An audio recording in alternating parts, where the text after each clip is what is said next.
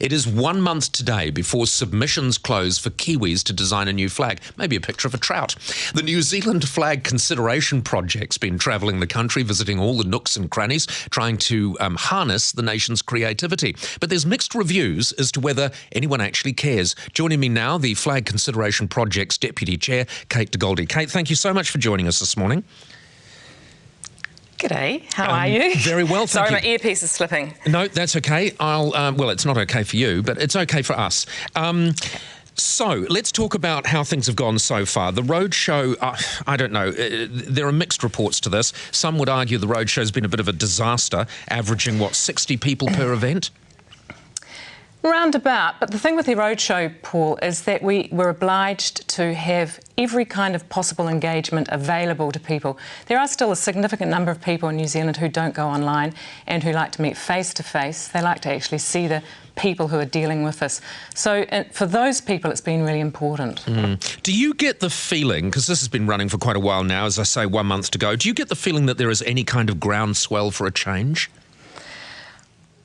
It depends on the day of the week that I'm speaking to people, but I think overall, I think there is growth, and I think there's still a long way to go. People had sort of visceral and kind of unthought through responses often in the beginning, and now I think that people are really starting to look at all aspects of it, to consider how the process works. I think people are slowly and surely getting on board.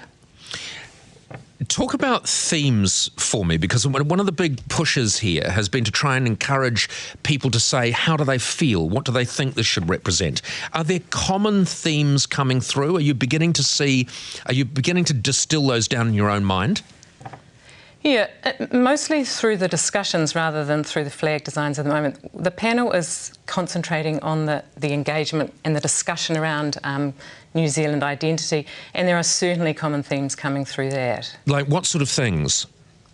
Well, there's certainly a sense that we need to acknowledge the past so that any new flag doesn't completely throw out the baby with the bathwater. Lots of people want to see some things maintained. There's a lot of affection for certain recurring symbols, the Southern Cross, the silver fern, and sometimes the koru.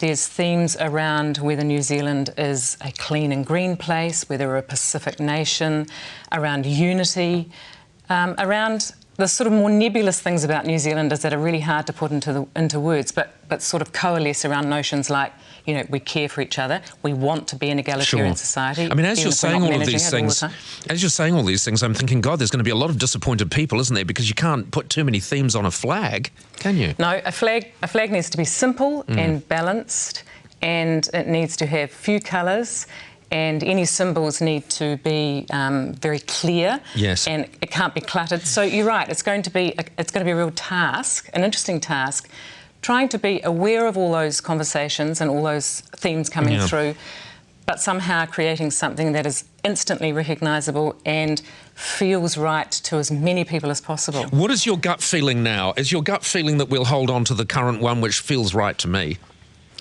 I really have no idea at the moment, Paul. I think the conversation is still in its early days, and I just really hope people keep on talking to each other and keep on thinking about, the possibilities. But importantly, that they vote in both referenda so that they can be part of, whether there's a change or not. Can you just very quickly tell me too, I've seen the TV ads and you're all sort of sitting around a big table shuffling bits of paper. How does it actually work? Does a picture come in and you all sit there and go, oh God, that's rubbish? Or how do you do it? Well, we haven't finalised the process yet. It's nearly there, but we're committed to looking, each of us, at every single flag design that comes in. So there'll be a variety of ways that we're doing that, and then we'll be winnowing them down. And probably around the table, discussion will occur around shortlists.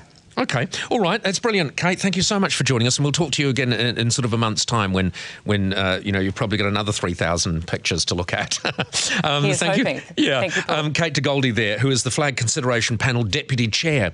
And so they have 3,500, well, at last count, 3,561 flag designs, which I guess they just sit around and they just look at, but they haven't finalised the process, as you've just heard. They'll have to finalise it quite soon.